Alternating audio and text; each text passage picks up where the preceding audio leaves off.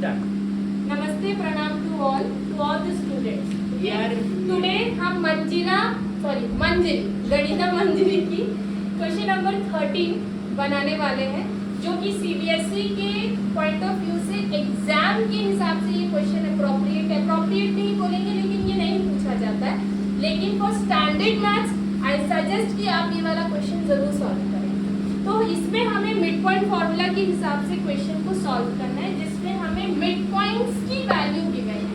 अगर आप क्वेश्चन पढ़ेंगे, the mid points of the sides of a triangle ABC are the points D, E and F, and the coordinates of D, E and F are 5, 1, 6, 5 and 0, 3। ये आपको given है।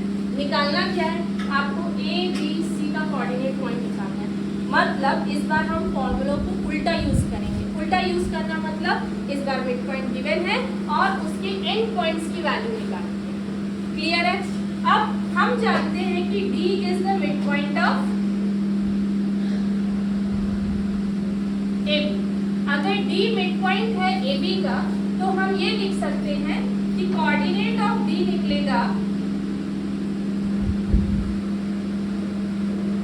x1 plus x2 divide by 2 and y1 plus y2 divide by 2, where x1 y1 and x2 y2 are the coordinates of the end points of A and B। ठीक है? अब x1 plus x2 divide by 2 का मतलब हमें ये points निकालने हैं and coordinate point 5, 1 मतलब हमें D की वैल्यू गिवन है। तो ये एक तरह का इक्वेशन फॉर्म होगा। तो अब हम इसको इक्वेट करेंगे, तो x को इक्वेट करता है, y को इक्वेट करता है। तो x1 plus x2 divide by 2 is equals to 5 होगा and y1 plus y2 divide by 2 equals to 1 होगा। तो एक इक्वेशन बन गई हमारी x1 plus x2 is equals to 10 and y1 plus y2 is equals to 2। इसको आप इक्वेशन नंबर 1 लिखें। एक मिनट, साथ ही साथ कैसे? हाँ वो इधर कैसे? जाके मल्टीप्लाई हो जाएगा ना? हाँ, ये इधर जाके मल्टीप्लाई हो गया। अच्छा, ठीक है? तो ये x1 is equals to 10 minus x2 लिख सकते हैं and y1 is equals to 2 minus y2 लिख सकते हैं। आप समझ में आया? मैंने इसको एक इक्वेशन का नाम दे दिया है। ठीक? अब हम नेक्स्ट पे जाते हैं। सिमिलरली लिख दे रही हूँ क्योंकि सिमिलरली में आप क्लास 10 में आ चुके हैं, तो आप सबसे ज्यादा इसको यूज करते हैं सिमिलरली को। ये जो हमने इतने सारे स्टेप्स लिखे हैं ना, वो स्टेप्स की क्वांटिटी कम हो जाएगी। तो अब मैं सिमिलरली पे जाऊंगी, तो सिमिलरली हो जाएगा कि कोऑर्डिनेट ऑफ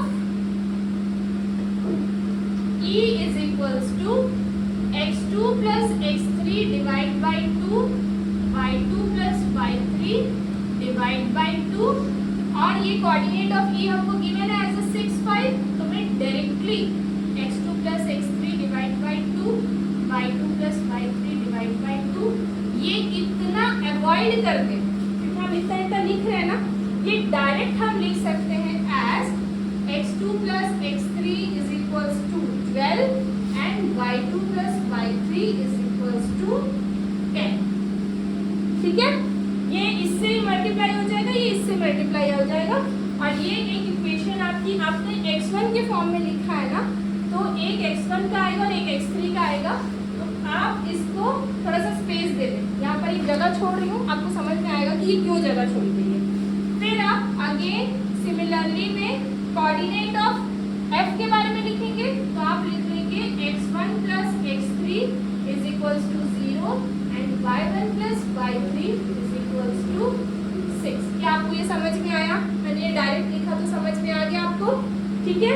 क्योंकि हमारे पास बहुत सारे स्टेप हैं, यही स्टेप्स को हम अलग अलग नेमिंग के साथ रिपीट करेंगे, इसलिए मैंने डायरेक्ट स्टेप्स लिख दिए। ठीक है? तो x1 plus x3 is equals to 0 and y1 plus y3 is equals to 0। मैंने बोला था कि आप इसको छोड़ देना, तो देखिए यहाँ पर मैंने x1 को 10 minus x2 के फॉर्म में लिखा है, वहीं मैं x3 को लिख सकती हूँ 12 minus x2, y3 को लिख सकती हूँ 10 minus y2। अब देखिए मैंने ये क्यों लिखा है। x1 x2 के टर्म्स में लिखा हुआ है, x3 x2 के टर्म्स में लिखा हुआ है, तो जब मैं यहाँ पुट करूंगी ना, तो मेरी वन वेरिएबल इक्वेशन हो जाएगी। वन वेरिएबल इक्वेशन हो जाएगी। x1 की जगह पे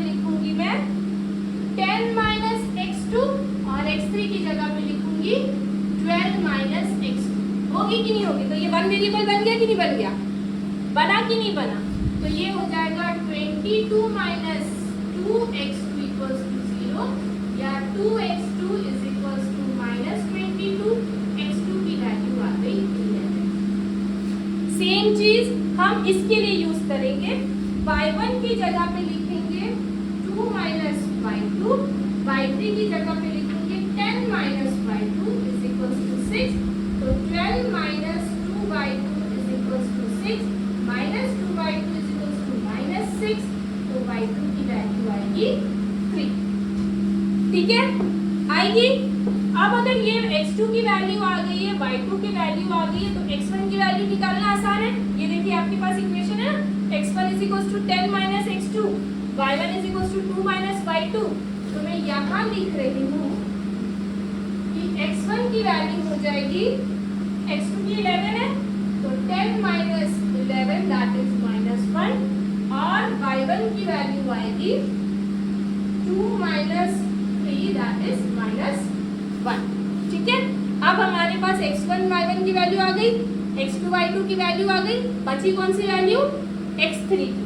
अब x3 भी तो हमारा 12 माइनस x2 है, तो x3 की वैल्यू आएगी 12 माइनस x2 माइनस मतलब minus 11 which is equals to 1, and y3 की वैल्यू आएगी 10 माइनस 3 दैट इज 7। हमारे पास ये सारे कोऑर्डिनेट पॉइंट्स आ चुके हैं। ये देखिए x2 y2, x1 y1, x3 y3। तो इसका मतलब ये है कि a की जगह पे आपको कोऑर्डिनेट पॉइंट मिला है x1 y1, तो -1 -1। b की जगह पे आप लिख सकते हैं 11 3, और c की जगह पे लिख सकते हैं 1 7। समझ में आया? तो ये क्वेश्चन आपका इम्पॉर्टेंट है क्योंकि इसमें आपने मिड पॉइंट को कन्वर्स तरीके से मतलब रिवर्स तरीके से यूज किया हुआ है। तो और क्वेश्चंस के लिए आप मुझे कमेंट्स कर सकते हैं।